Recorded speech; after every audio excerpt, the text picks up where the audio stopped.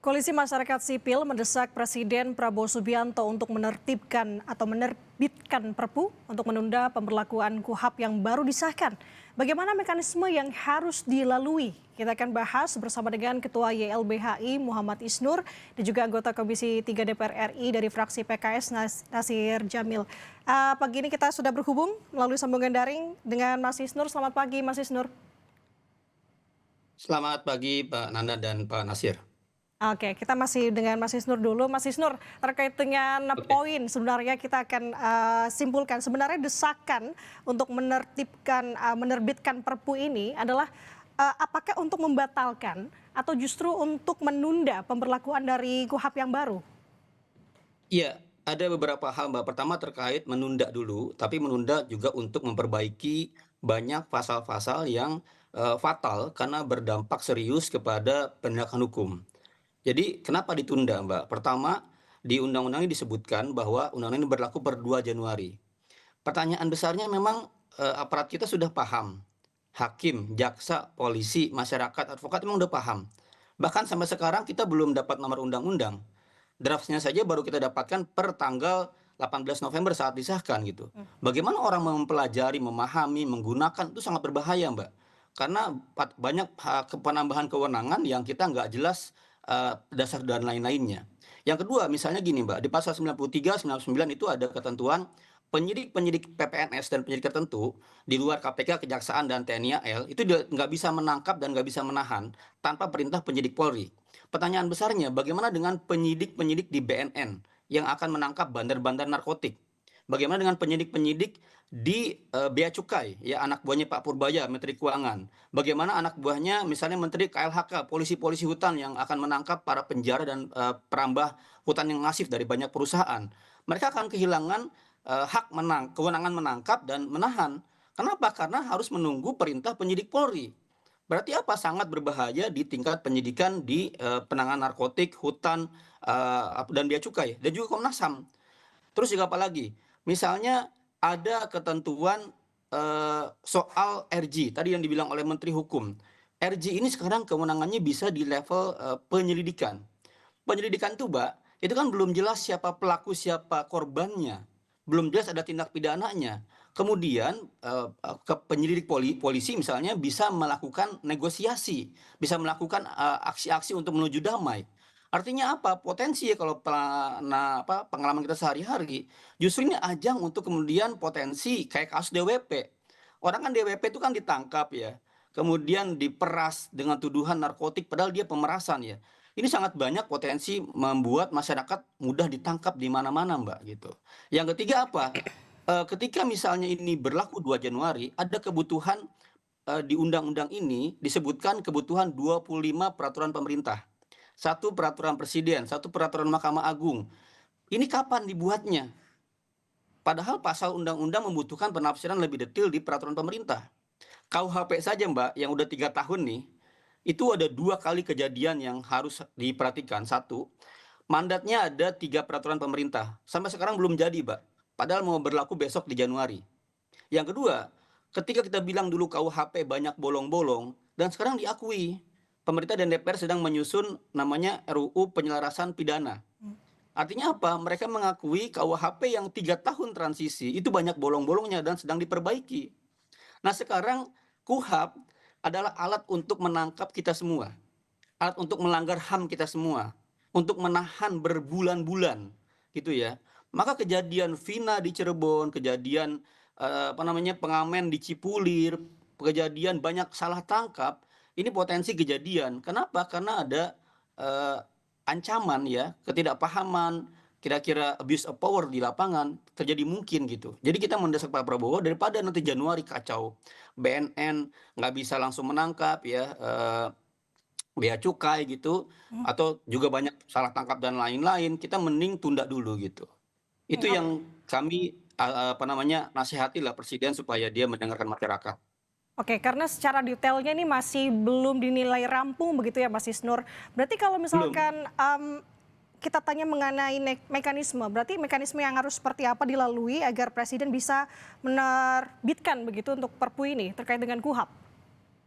Iya, ini kan kewenangan presiden. Presiden karena melihat situasinya darurat, belum siap dilaksanakan, potensi chaos, aparat juga belum pada paham, pengadilan juga belum pada paham, ada banyak pasal-pasal yang juga masih kacau, masih kontradiktif sama lain, tinggal bikin perpu. Bikin perpunya adalah penundaan.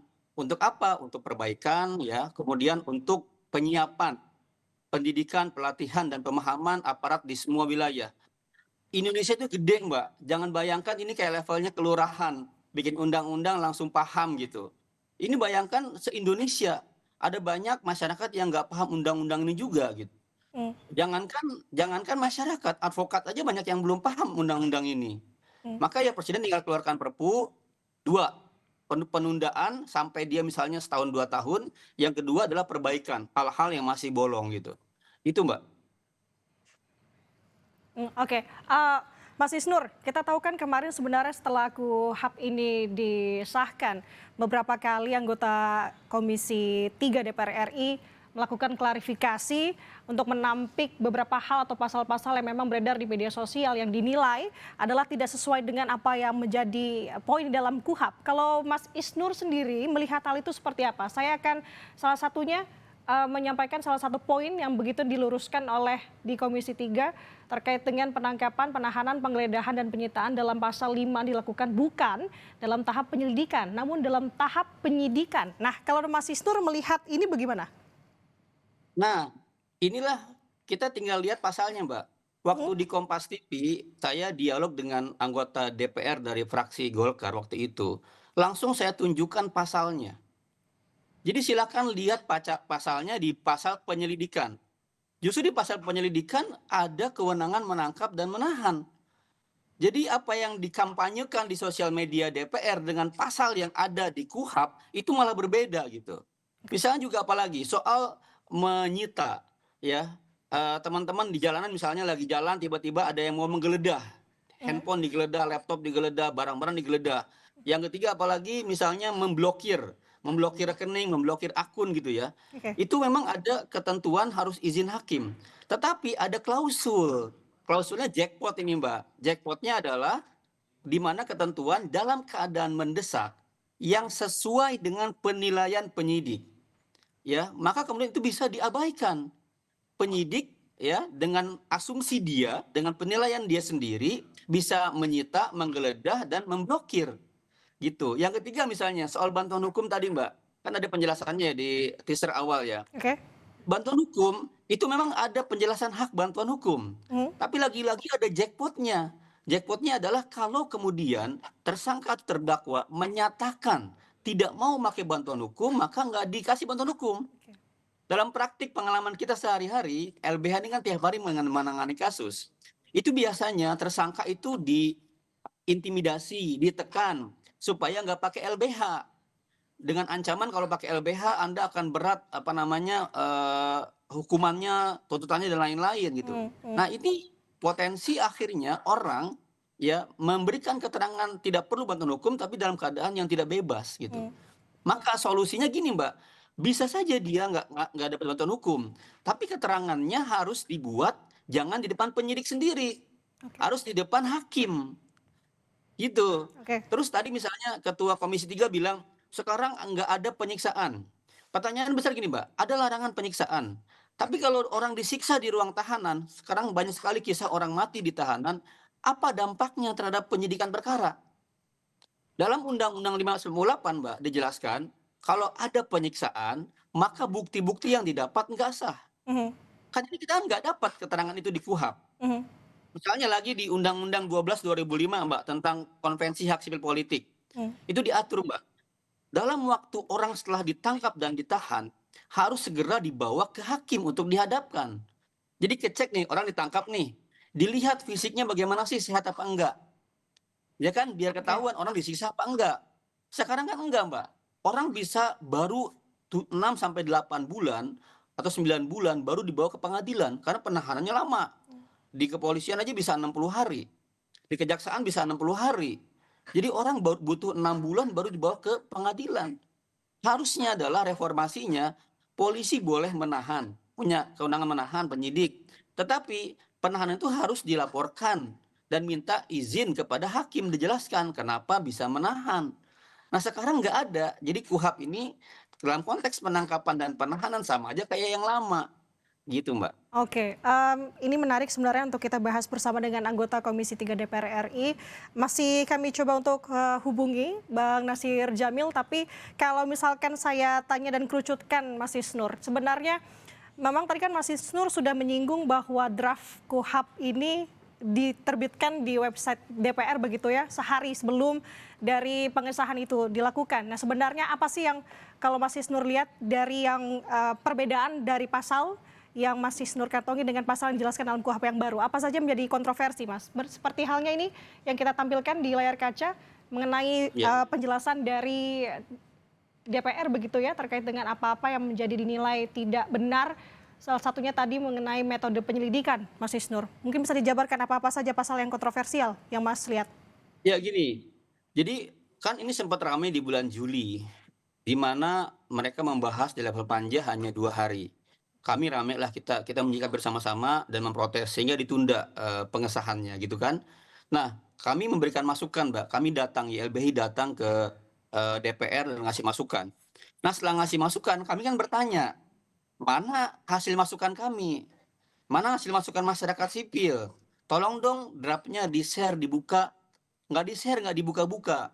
Kami sampai mengirimkan surat secara resmi dan minta informasi publik agar di-share draft pembahasannya. Dari mulai bulan Juli sampai November nggak ada kabar. Tiba-tiba di bulan November, di pertengahan, ada pembahasan panja. Dan dibuat emang di online, di YouTube ya, tapi kami nggak dikasih akses untuk memberikan masukan lagi. Tiba-tiba langsung disahkan di tingkat 1, terus kemudian tingkat 2, 5 hari kemudiannya. Jadi kita masyarakat tidak bisa lagi mendapatkan draft yang dibahas ya dari mulai bulan Juli sampai bulan November. Draft tersebut baru di-upload pagi hari, tanggal 18 saat mau disahkan siangnya. Jadi masyarakat tidak punya kesempatan buat mengkoreksi, membaca lebih jelas gitu. Akhirnya kita udah dapat setelah pengesahan. Nah, setelah kita dapat pengesahan baru kita baca. Dan di situ kami menemukan setidak-tidaknya Mbak ada 40 pasal atau poin masalah yang besar ya. Masalah besar yang tadi diantaranya adalah kita bilang bahwa tadi yang 3 soal bagaimana penyidik tertentu, penyidik BNN, Bea Cukai, Komnas HAM, Hutan gitu ya. Kemudian soal RG gitu ya, soal bagaimana tadi orang bisa digeledah, disita, dan apa namanya, diblokir dengan subjektif dari penyidik gitu, termasuk soal undercover buy. Jadi gini teman-teman, di perkara narkotik itu ada metode investigasi di tingkat apa namanya, penanganan mereka itu dengan cara membeli terselubung. Jadi si aparat pura-pura membeli padahal untuk menarget pengguna atau kemudian pengedar narkotik. Itu kan di undang narkotik sudah ada pengaturannya. Nah ini pengen dikodifikasi, dimasukin di KUHP ya. Di KUHP itu jelas ada tambahan pembelian terselubung. Dan di penjelasannya nih, itu untuk kepentingan penyidikan tertentu, di antaranya, antara lain adalah untuk narkotik. Berarti dia bisa untuk yang lain. Kalau sekarang ini hanya untuk narkotik, kalau sekarang bisa untuk penyidikan yang lain. Karena narkotik itu hanya untuk antara lainnya. Jadi berbeda ketentuannya. Jadi kalau begitu kita bisa potensi teman-teman dalam pidana-pidana tertentu itu pakai undercover buy. Meluas ini kewenangan penyidik dalam konteks pembelian terselubung gitu. Dan dalam praktik di lapangan, aparat itu nggak banyak baca undang-undang yang lain. Bacanya KUHP aja tuh seringkali, apalagi di level-level yang di daerah atau di level-level banyak di penyidikan yang kira-kira potensial kesenangan tinggi. Nah, kalau begitu, tiba-tiba banyaklah upaya pembelian terselubung oleh masyarakat. Ya, masyarakat banyak akhirnya dijebak gitu. Seperti kasus DWP, Mbak. Oke. Kan di yang acara seni itu loh, acara apa namanya, panggung Jakarta Warehouse Hmm, Project kan begitu kan? yap. Tiba-tiba ada sekelompok penyidik bikin Oke. operasi. Operasinya apa? Menangkapin orang-orang asing, orang-orang Malaysia waktu itu, turis ya. Dan dituduh narkotik. Yang terjadi apa? Terjadilah pemerasan gitu. Oke. Nah, kita khawatir peristiwa Jakarta Warehouse Project ya, peristiwa seperti Teddy Minahasa Mbak, Kapolda Sumbar, yang dia memperjualbelikan narkotik gitu. Oke, Jadi ada. sebenarnya kuncinya adalah gini Mbak, kewenangan itu harus diawasi.